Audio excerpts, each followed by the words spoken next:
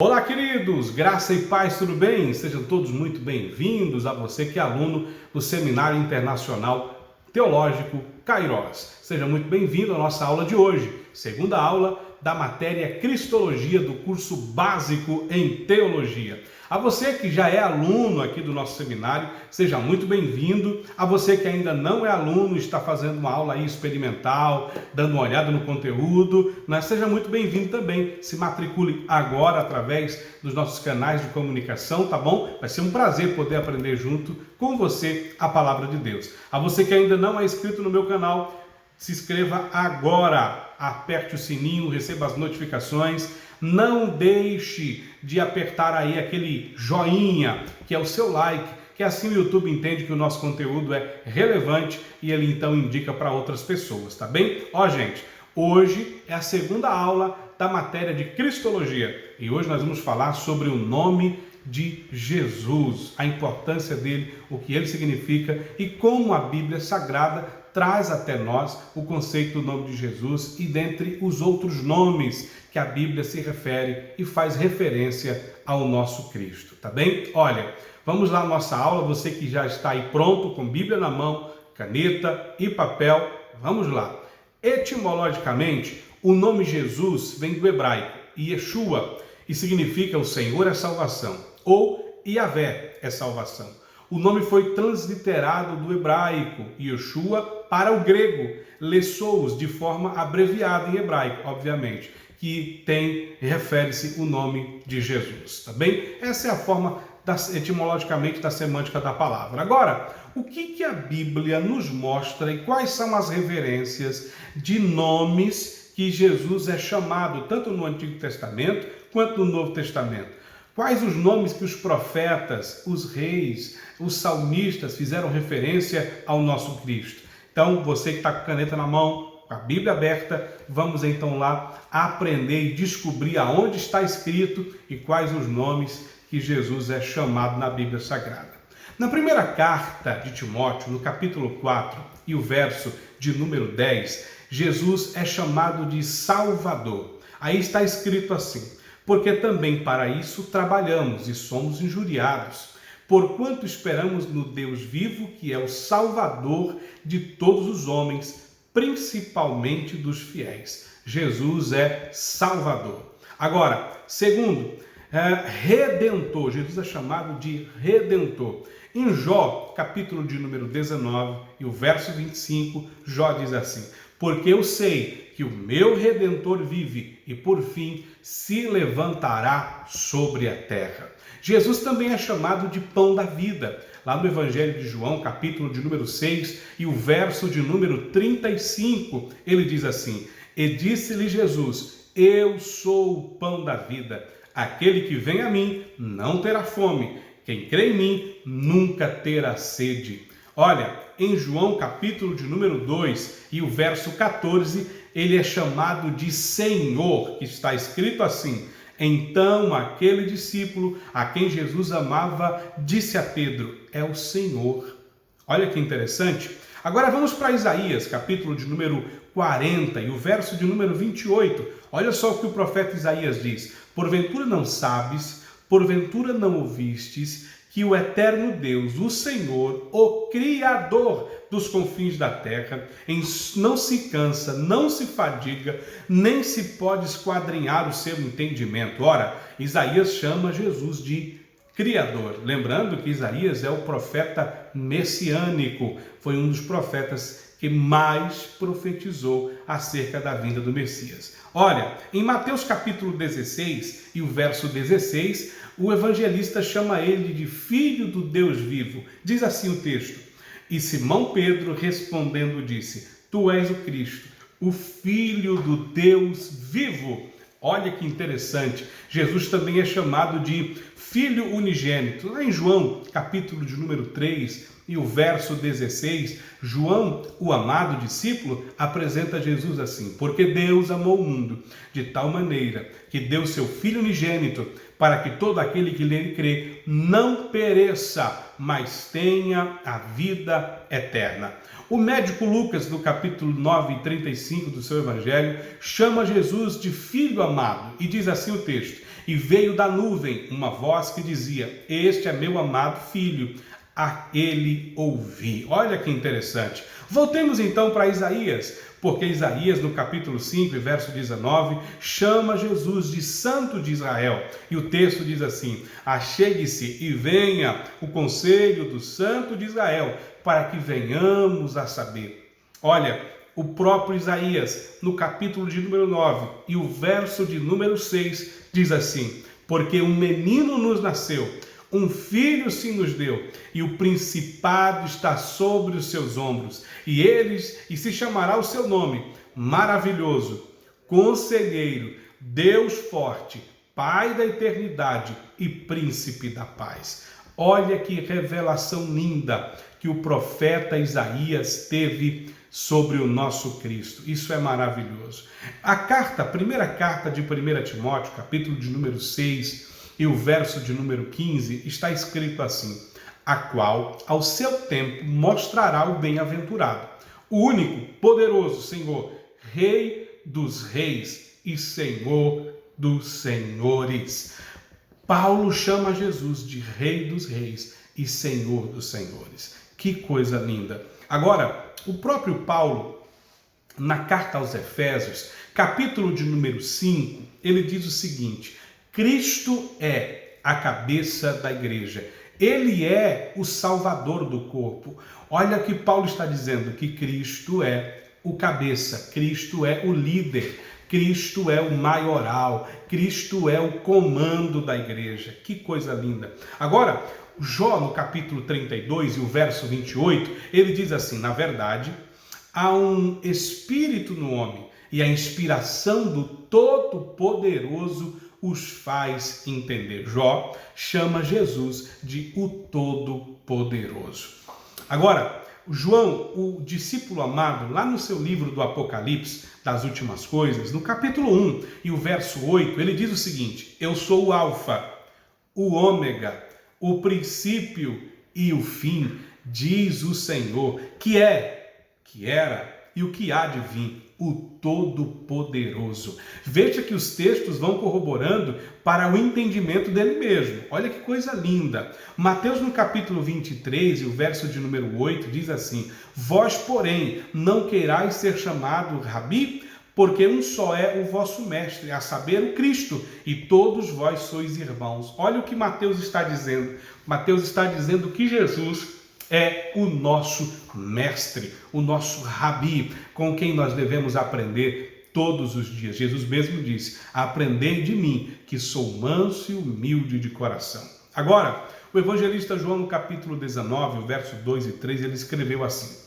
E os soldados, tecendo uma coroa de espinhos, puseram-na na cabeça e vestiram-na num manto de púrpura, e diziam: Salve o Rei dos Judeus, e davam-lhe bofetada. Aqui João está fazendo alusão ao sacrifício de Cristo, quando ele foi preso, em que os soldados romanos o chamavam de Rei dos Judeus. Ou seja, Jesus não é só conhecido pelo cristianismo. Jesus não foi só declarado como Cristo ou com todos esses nomes apenas pelos profetas, reis, sacerdotes e assim e etc. Não, também foi reconhecido por Roma, pelos soldados romanos, como Rei dos Judeus. Agora, Hebreus capítulo de número 3 e verso 1, está escrito assim: Pelo que, irmãos santos, participantes da vocação celestial, considerai atentamente Jesus Cristo, apóstolo e sumo sacerdote da fé que professamos. Ou seja, o escritor da carta aos Hebreus chama Jesus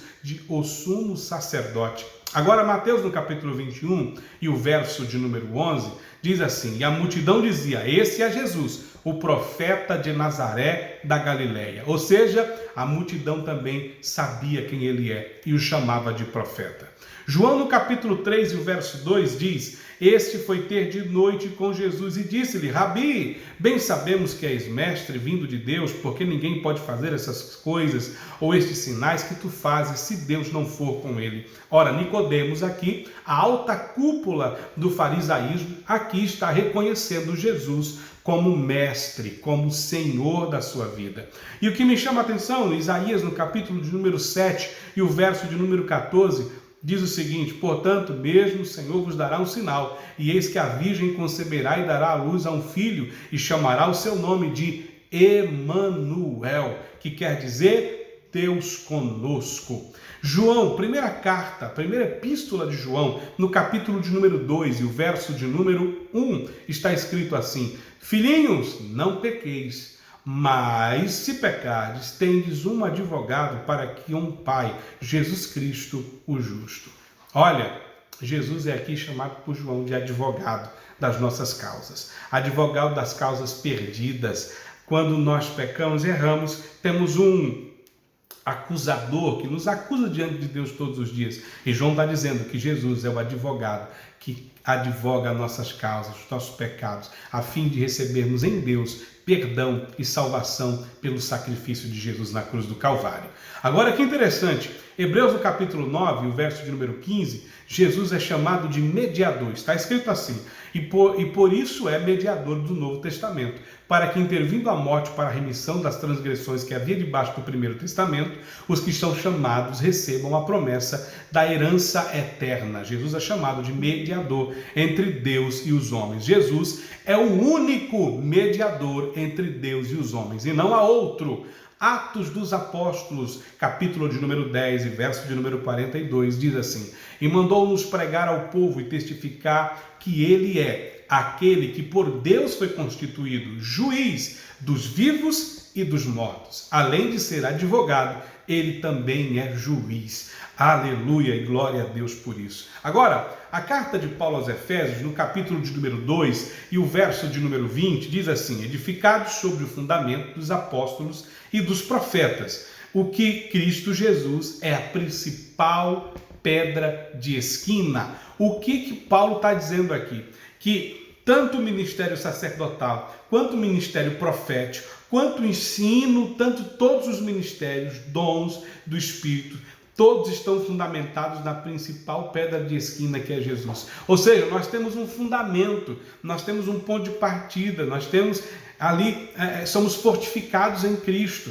Isso é muito poderoso, gente, isso é muito lindo, isso precisa estar muito claro na nossa cabeça. Nós que estamos estudando a palavra de Deus, precisamos entender que Jesus é o nosso fundamento, é o fundamento da igreja, é o fundamento da fé, ok? Olha, Hebreus capítulo 12, o verso de número 2 diz assim: olhando para Jesus, autor e consumador da nossa fé, pela qual a alegria que lhe estava proposta suportou a cruz, desprezando a afronta, e assentou-se à destra do trono de Deus. Olha que coisa linda, ele é autor, é o consumador da nossa fé. Glória a Deus por isso. João capítulo 1, verso 29 diz assim: no dia seguinte João viu Jesus, que ele vinha para ele, e lhe disse: eis aqui o Cordeiro de Deus, que tira o pecado do mundo. Ele é o Cordeiro de Deus que foi imolado na cruz do Calvário. Ele é o Cordeiro de Deus que substituiu a nós. Ele foi aquele quem nos substituiu, porque a cruz era para nós. Mas João aqui está dizendo: eis aí o Cordeiro de Deus, que tira o pecado do mundo. Além disso, João também diz no capítulo 10, verso 11, eu sou o bom pastor, e o bom pastor dá a vida pelas suas ovelhas. Ou seja, Jesus é o bom pastor da igreja. Jesus é o teu bom pastor. E Davi já entendia disso lá no Salmo 23. O Senhor é o meu pastor e nada nos faltará. Olha só que interessante.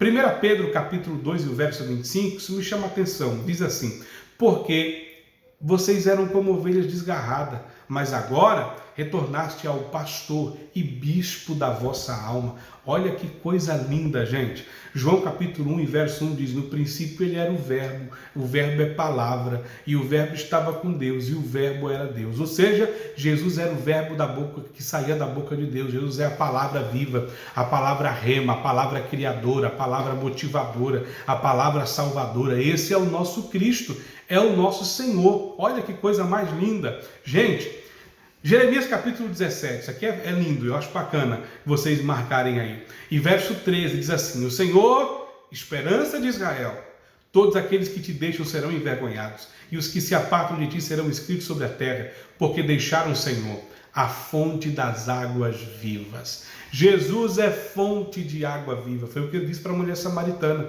se tu souberas quem é que fala contigo, e tu me pedirias e eu te daria água viva. Ele mesmo disse no último dia da festa, né? Eu sou o pão da vida e quem me segue não andará em trevas. Eu sou a água da vida e quem de mim bebe jamais terá sede. Gente, Jesus é aquele que pode saciar todas as sedes da nossa alma. Segundo aqui, que eu acho interessante, segundo ponto aqui, dentro desse texto, é que Jesus é a nossa rocha. Ele é a rocha cuja obra é perfeita. Lá em Deuteronômio, capítulo de número 32, e o verso 4, diz assim: porque ele é a rocha cuja a obra é perfeita, porque todos os seus caminhos e juízos são. Deus é a verdade, nele não há injustiça. Deus é justo e reto. Olha, João capítulo 1, verso 41, vai corroborar dizendo: já achamos o Messias, que traduzido é o Cristo, aquele que havia de vir. E João capítulo 15, verso 1, aqui para encerrar, lógico que tem muitos outros textos, mas ele diz assim: eu sou a videira verdadeira e meu pai é o lavrador. E ele diz: quem em mim está em mim, não dá fruto, é arrancado e jogado fora. Então, olha, todos esses nomes, todas essas nomenclaturas aqui que é direcionada ao nosso Cristo, elas corroboram para que nós possamos ter um melhor entendimento de quem é Jesus na nossa vida, de quem é Jesus para nós. Me chama a atenção Mateus capítulo 16, quando Jesus pergunta para os discípulos: o que as pessoas estão dizendo ao meu respeito? O que elas estão dizendo que eu sou? Deixa eu tomar água aqui, gente. E ninguém fala nada, ninguém se levanta, até que o Espírito de Deus entra em Pedro e ele diz o seguinte: tu és o Cristo, o Filho de Deus. Pedro teve a revelação pelo Espírito de quem era Jesus. O que nós nesse tempo precisamos ter? A revelação de quem é Jesus na nossa vida, a revelação de quem é Jesus através das Sagradas Escrituras. Por que o povo perece? Por que as pessoas estão morrendo? Por que as pessoas estão em depressão? Por que as pessoas estão no vazio profundo? Porque elas não conhecem o Cristo que nós conhecemos, elas não sabem quem é Jesus. E sabe o que me choca? Muitas vezes é que nós também não sabemos quem é Jesus de fato. Nós colocamos Jesus dentro de uma caixinha, dentro de um conceito religioso e achamos que Jesus só é aquilo ali. E Jesus não é só aquilo ali que você acha que é. Jesus não é só o que você aprendeu, ele é tudo em todos. Então entenda isso, ele é muito mais do que nós possamos imaginar, acreditar, descobrir. Ele é o mistério de Deus, ele é o Senhor, ele é o Todo-Poderoso, ele é onisciente, ele é onipresente, ele é o pão da vida, ele é o Cordeiro Pascual. E aí vai, gente, Jesus é aquele que nós precisamos em nossas vidas para viver de novidade de vida, para viver uma plenitude que nós precisamos entender dentro do conceito bíblico. Não dá para nós pregarmos um Jesus que nós não conhecemos. Você precisa conhecer Jesus. Ah, pastor, mas eu estou na igreja há tanto tempo, mas eu estou na igreja desde a minha infância, desde a minha mocidade. E olha, como é que eu não conheço Jesus? O jovem rico estava na mesma posição que muita gente. Ele sabia da lei, ele conhecia a lei, ele praticava a lei. É tão de tal que quando Jesus disse para ele: você quer ser bom? Então peraí, pratica a lei.